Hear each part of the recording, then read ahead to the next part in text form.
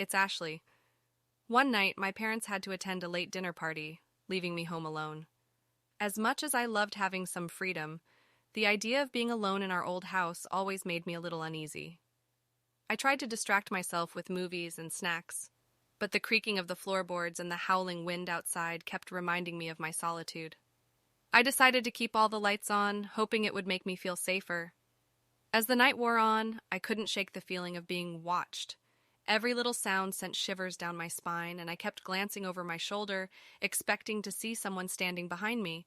Then I heard it, a soft, whispering voice. I froze, straining my ears to catch the words. It sounded like a faint, distant conversation. Panic surged through me as I realized there was no one else in the house, and the whispers seemed to be coming from all directions. I tried to convince myself it was my imagination, but the whispers grew louder, and I could no longer ignore them. It was as if a multitude of unseen voices surrounded me, speaking in hushed tones. I felt like I was trapped in a nightmare, unable to escape the haunting sounds. I decided to call my parents, hoping to hear their comforting voices. But when I picked up the phone, there was nothing but static on the line. I tried again, and this time I heard a faint voice. It wasn't my parents. It was a chilling, unrecognizable voice, speaking in a language I couldn't understand. Tears welled up in my eyes as fear consumed me. I was alone, and something strange and otherworldly was happening. I didn't know what to do, but I knew I couldn't stay in the house any longer. I grabbed my phone, my heart pounding in my chest, and ran outside to wait for my parents. The night air was cold, but I didn't care. I felt safer outside than inside that haunted house. When my parents finally arrived, I was trembling and on the verge of tears. I told them about the whispers, but they couldn't hear anything unusual. They tried to reassure me, saying it was probably just the wind or my imagination playing tricks on me. But I knew what I had heard. It wasn't my imagination. To this day, I can't explain the eerie whispers that filled the house that night. All I know is that I'll never forget the feeling of being watched and the chilling voices that accompanied my lonely night at home. One night my parents left for a weekend trip, leaving me home alone. As darkness settled in, I felt a mixture of freedom and unease. I tried to keep myself occupied with movies and snacks, but the house seemed to come alive with strange sounds. Around midnight, I was in my room when I heard a faint whisper, almost like someone calling my name. I dismissed it as my imagination, but then came a soft, distant laughter that made my heart race.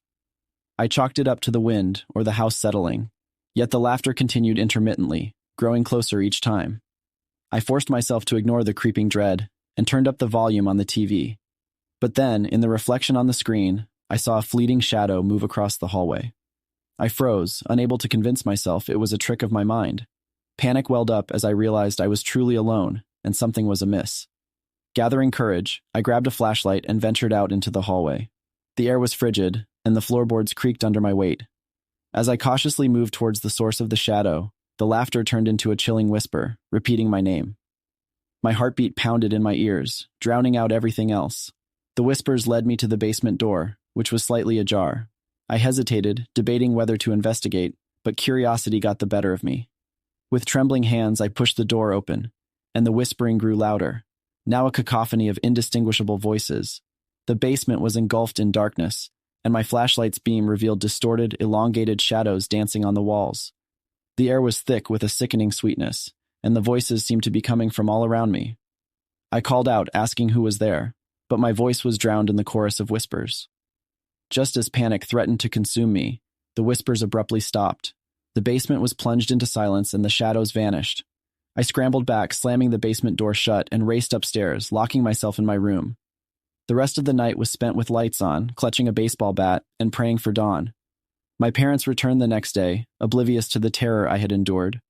To this day, I can't explain the whispers or the shadows, but the memory lingers, a reminder that the house was never truly empty that night. One night, circumstances led to me being home alone. My parents had gone to a nearby town for a family emergency, leaving me with the house all to myself. I was used to solitude, but that night an inexplicable sense of unease settled over me.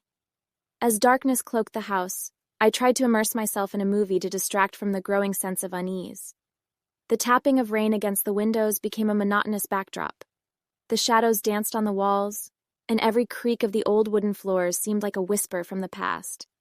But I brushed it off as nerves and carried on. Around midnight, I decided to call it a night. Just as I was settling into bed, I heard a faint scratching noise, like something scraping against the hallway floor. I froze, straining my ears to listen. The scratching grew louder and my heart raced. I couldn't ignore it. It was real. As I approached the hallway, the scratching turned into soft, deliberate footsteps. My heart thundered in my chest, and a cold sweat broke out on my forehead. The footsteps seemed to be moving down the hallway toward the living room. Panic surged through me. I was sure I was alone in the house. Summoning what courage I had left, I grabbed my phone and dialed my best friend's number. She answered sleepily, and I quickly explained the situation. She suggested I call the police just to be safe. As I spoke to the dispatcher, the footsteps seemed to stop. The house fell into an eerie silence. The dispatcher assured me that an officer was on the way and stayed on the line with me. I watched the front door, waiting for the flashing lights. Then came a knock on the front door. My heart leaped to my throat. I hadn't heard a police car pull up. Fear threatened to overwhelm me. Peering through the window, I saw the unmistakable uniform of a police officer. Relief flooded through me, and I opened the door to let him in. I explained the situation, recounting the scratching and the footsteps. The officer nodded sympathetically and assured me that he would check the house thoroughly. As I watched him investigate room after room, my anxiety began to ebb. Yet, a small part of me couldn't shake off the feeling of being watched. After what felt like an eternity, the officer returned, confirming that no one was in the house. He suggested that the wind might have blown something against the window, causing the scratching noise, and that my imagination had amplified the footsteps. He left me his card and told me to call if I heard anything else. My parents returned the next day, and I recounted the night's events. They brushed it off, chalking it up to the imagination of a teenager home alone. But even now, as I lay in bed at night, I can't help but wonder about that night, the scratching, the footsteps, and the unshakable feeling that someone had been there, lurking in the shadows. Regenerate.